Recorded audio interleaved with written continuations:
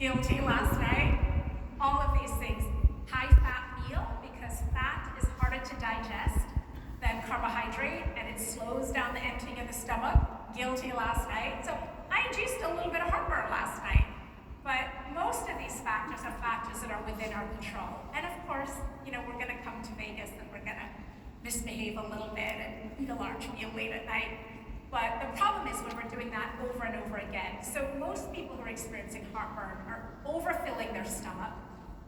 They're eating after the stomach has stopped contracting. Our GI contractility is linked to the light-dark cycle, to the circadian rhythm. So once the sun sets, our GI tract contractility slows way down. And unfortunately, that's when most of us are eating our largest meal.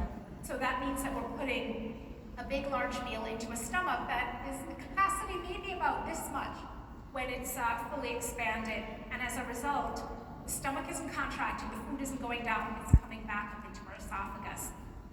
But as I said, proton pump inhibitors, at one point, they were the third most commonly prescribed drugs in the world. And people take them thinking that they're overproducing stomach acid. Now again, these drugs work fabulously. They're really, really good at doing their job, which is to completely shut down the proton potassium ATPase, the proton pump, the acid pump in the stomach. And so when you're taking one of these drugs, you can have your porterhouse at 10 o'clock at night and feel perfectly fine. But the problem is, stomach acid isn't just there for digestion. It's also there as one of our most important host defenses. And so stomach acid unravels viral protein and renders it inactive. And remember, we have about 100 times as many ACE2 receptors, the receptor for binding SARS-CoV-2. We have about 100 times as many of them in our gut as we do in our lungs. And the portal of entry for many of us is the GI tract. That's why GI symptoms are so common with a lot of these viral infections, because we swallow them, they bind to the receptors in our GI tract, and they make us sick. But if you have stomach acid, you're a lot less likely to get infected. How much less likely? Well, first, let's look at some evidence from back in 2017. This was a study that was published in Nature Reviews, Gastroenterology and Hematology in 2017.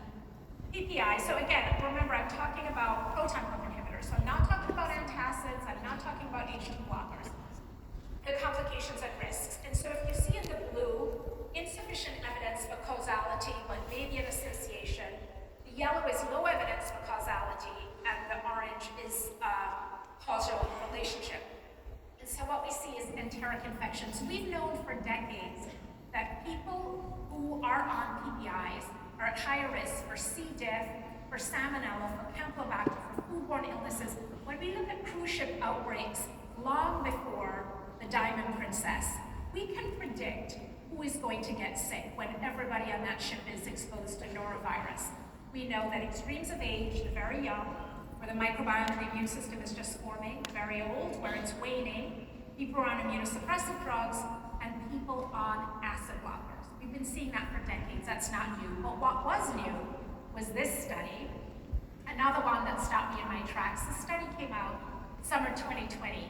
This was a population-based study of 53,000 people done in the US, and it asked a simple question. Does being on a PPI reduce your risk